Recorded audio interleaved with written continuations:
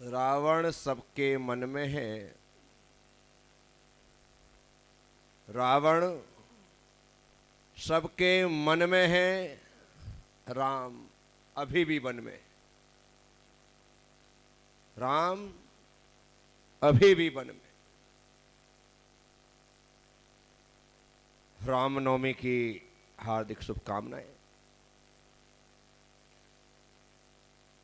मोक्षगामी मर्यादा पुरुषोत्तम भगवान श्री रामचंद्र जी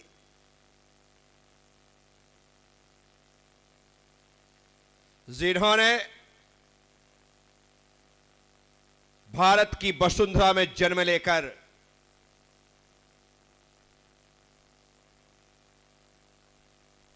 भारत को, भारतवासियों को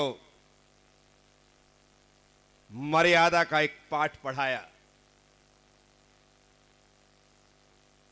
स्कूल और कॉलेज खोल करके नहीं, अपने जीवन को चलता फिरता विश्वविद्यालय बनाकर,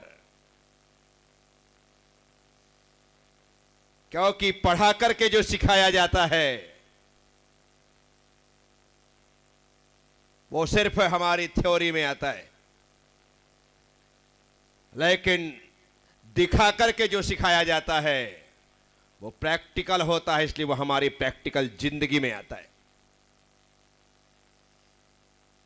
मर्यादा पुरुषोत्तम श्री राम का संपूर्ण जीवन इसी बात का प्रतीक रहा। उन्होंने कलम चला करके बात नहीं की, कदम उठा करके बात की।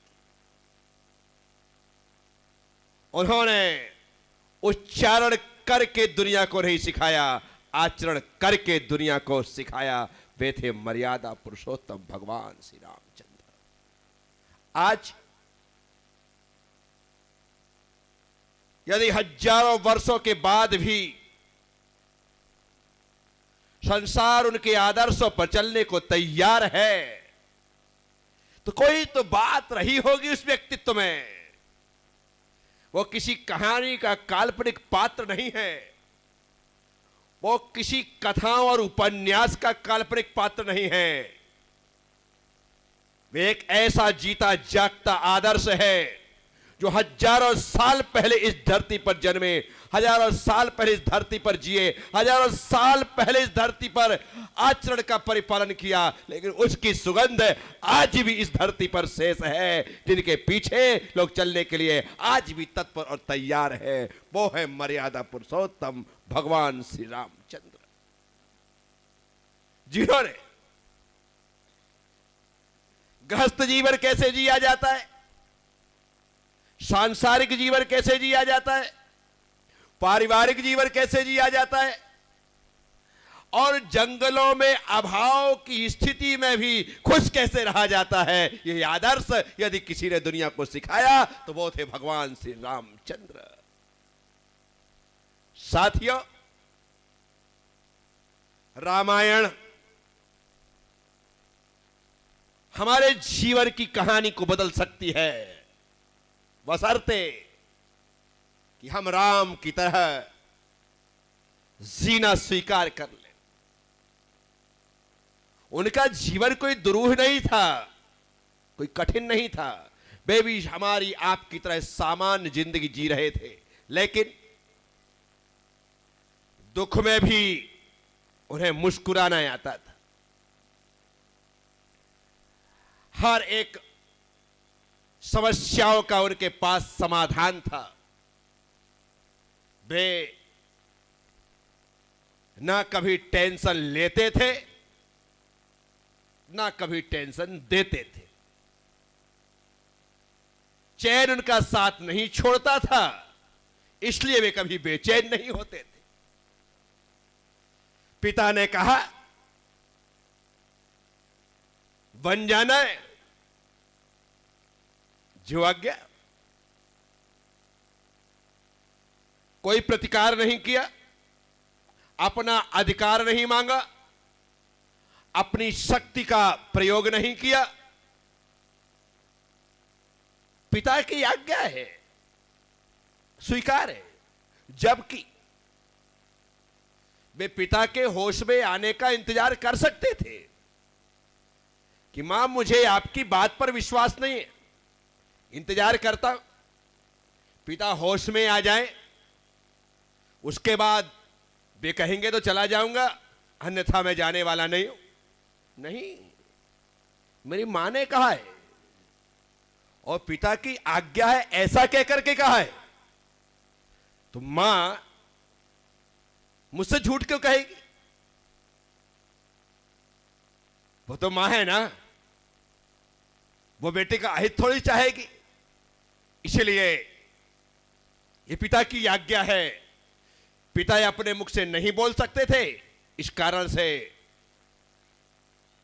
वो अचेत हो गए। ठीक है पिताश्री, आपकी आज्ञा का पालन होगा। और बिना पिता के मुख से आदेश लिए जो पिता के आदेश मान करके राज्य को छोड़ करके वन को स्वीकार कर ले, उसका नाम है मर्यादा पुरुषोत्तम भगवान श्री रामचंद्र। अद्भुत व्यक्तित्व, अद्भुत जीवन, प्रत्येक कदम पर जिन्होंने संदेश दिया, प्रत्येक कदम पर जिन्होंने संकेत दिया, बेमर्यादा पुरुषोत्तम श्री राम। आदर्श है उनका जीवन। आज भी सारी दुनिया उन्हें मर्यादा पुरुषोत्तम कहती। पुरुष तो सब होते हैं, लेकिन जो पुरुषों में उत्तम होता है वो पुरुषोत्तम होता है। परंतु पुरुषों में उत्तम होने के लिए जीवन को मर्यादा से बांध करके जीना पड़ता है। जो लोग उच्छृंखल हो जाते हैं, जो लोग स्वच्छंद हो जाते हैं, वे लोग मर्यादा का पाठ न पढ़ पाते हैं, न सीख पाते हैं, न सीखना चाहते हैं, क्योंकि उच्छृंखलता और स्वच्छंदता उनके जीवन का हिस्सा बन गई। लेकिन माता पिता के साथ थे तो मर्यादा में थे, गुरुकुल में गए तो वहां पर मर्यादा में थे, वहां से लौट करके आए और वाल्मीकि लेकर के गए तो वहां पर मर्यादा में थे। गुरु ने कहा कि स्वयंवर में चलना है, गुरु ने कहा तो चले गए। वहां पर शिव धनुष तोड़ना था, गुरु ने कहा कि तोड़ना है तो खड़े हो गए। आज्ञा मिली तो तोड़ दिया। कमाल है, अपने मन से तो कुछ कर ही नहीं रहे, पूरी तरह से मर्यादा में बंधे हुए हैं। ताकत है, शक्ति है, सब कुछ है, लेकिन उसका गुरूर नहीं है। इसीलिए तो उन्हें हम कहते हैं मर्यादा पुरुषोत्तम भगवान श्री रामचंद्र। साथियों, जिन्होंने हमें जो पाठ पढ़ाया है, हमें जो सीख दी है, यदि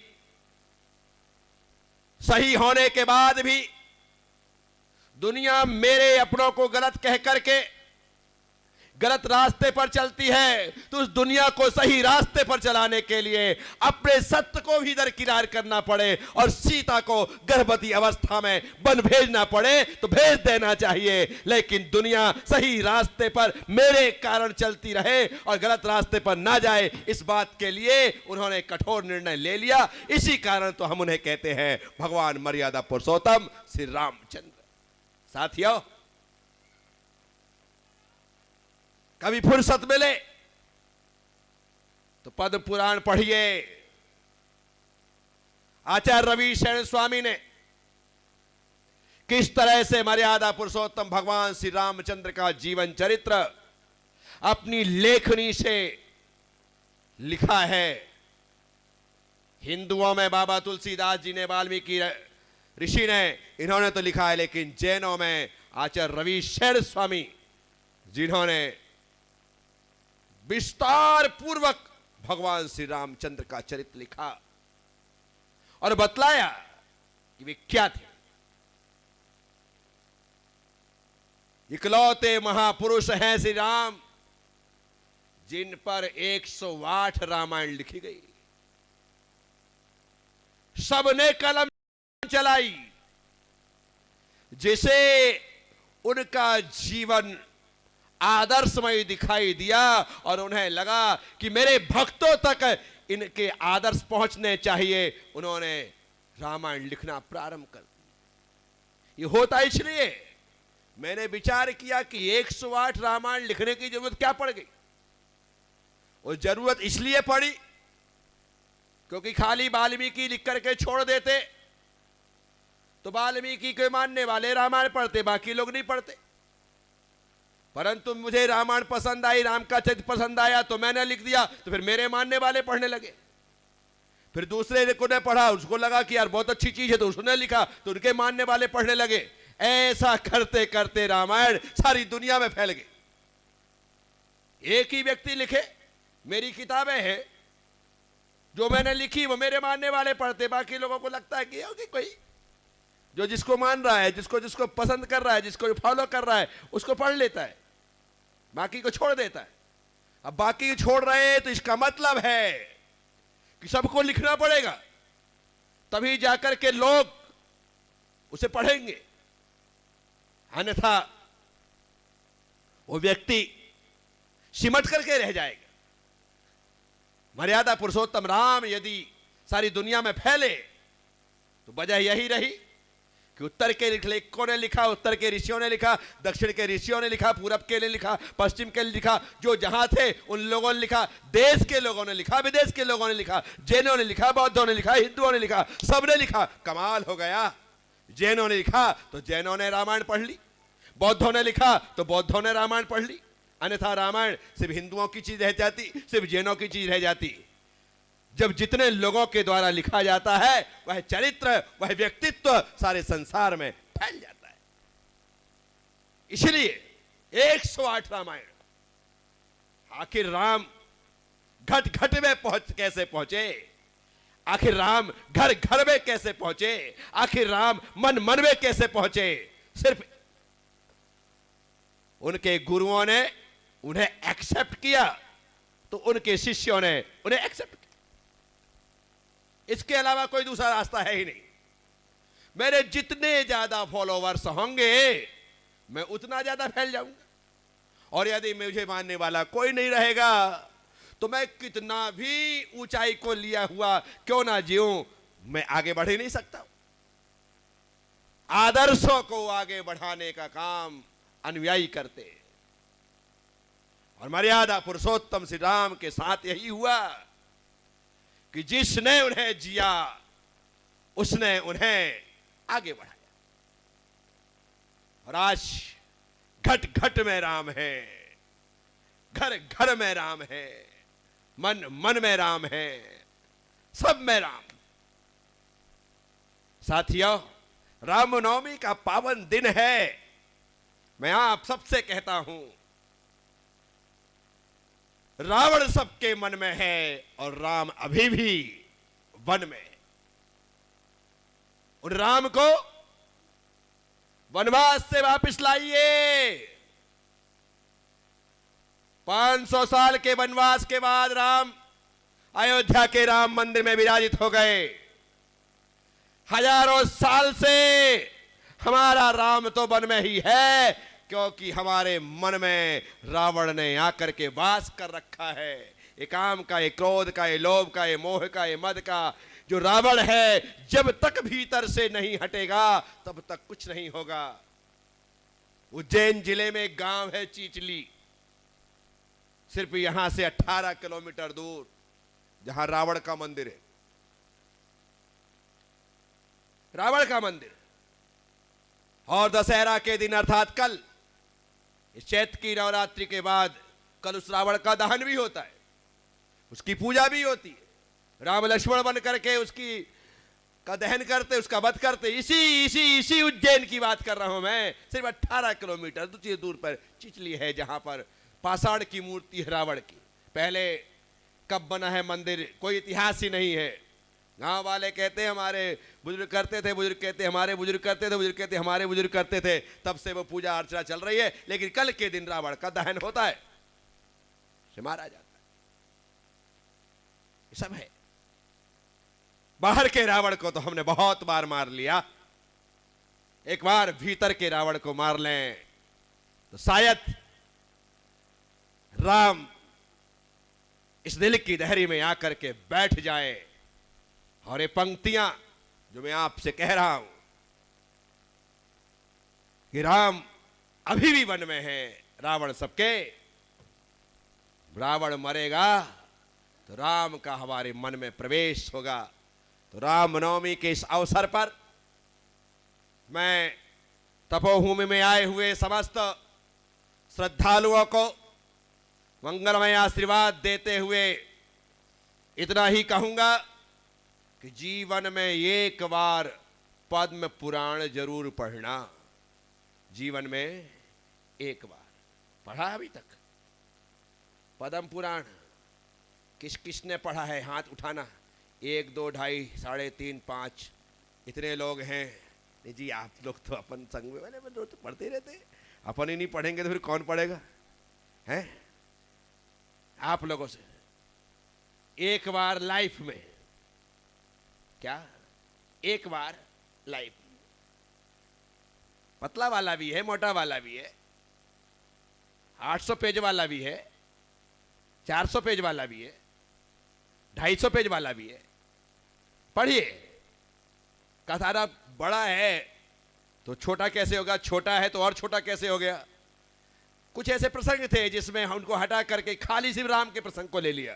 बाकी क्योंकि जहां पुराण होता है वहां पर उस काल में होने वाले समस्त पौराणिक पुरुषों का वर्णन उसमें कर दिया जाता है, तो उनको हटा करके, उनको निकाल करके सिर्फ राम का चरित्र जहां आ गया तो वो वॉल्यूम छोटा हो गया। लेकिन विस्तार से पढ़ो, जिंदगी इतनी लंबी है, साल में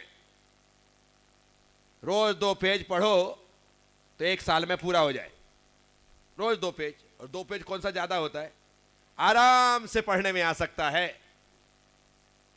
तो पढ़िए, राम के आदर्शों को समझिए कि राम क्या थे, कैसे थे। जैन धर्म राम के बारे में क्या कहता है, इसकी जानकारियां होना जरूरी है। क्योंकि अभी हमने तुलसी रामायण सुन रखी है, रामानंद सागर की रामायण देख रखी है, तो हमारी धारणाएं वैसे ही हैं। हम तो यही मानते कि रावण राक्षस था, हनुमान वानर थे, ये मान्यता है। कुंभकर्ण 6 महीने सोता था, सुपर्णखा की नाक काटी गई थी, हम ये मान के चल रहे हैं, जबकि ऐसा नहीं है। नाक कटने का मतलब है उसने काम ही ऐसे किए थे कि लक्ष्मण को काटने की जरूरत नहीं, अपने आप कट गई थी। जब कोई पर स्त्री पर पुरुष के वर्ण के लिए कहती है तो यह नाक कटने से ज्यादा लज्जित होने वाली बात होती। तो ऐसी नाक कटी थी। राम के पास गई, राम ने कहा लक्ष्मण के पास जा, लक्ष्मण के पास गई, बोले राम के पास जा, राम ने कहा लक्ष्मण के पास, यही करती रही। अब इससे ज्यादा और स्त्री अपनी नाक क्या कटवा सकती है? विचार करके चलना। तो ऐसी नाक। तो हम रामायण पढ़े, पद्म पुराण पढ़े, आचार्य रविशंकर स्वामी का पढ़े, और पढ़ने के बाद जाने कि जैन धर्म राम के बारे में क्या कहता है। तो साथियों, आप सब लोगों से आज रामनवमी के अवसर पर थोड़ी सी बात की है। एक बार फिर से, रावण सबके मन में है, राम अभी भी। बस राम का मंगल प्रवेश हमारे मन में हो, यही भावना के साथ एक बार फिर से रामनवमी के अवसर पर आप सभी भक्तों को बहुत बहुत आशीर्वाद और हार्दिक शुभकामनाएं। बोलिए मर्यादा पुरुषोत्तम मोक्षगामी भगवान श्री रामचंद्र की।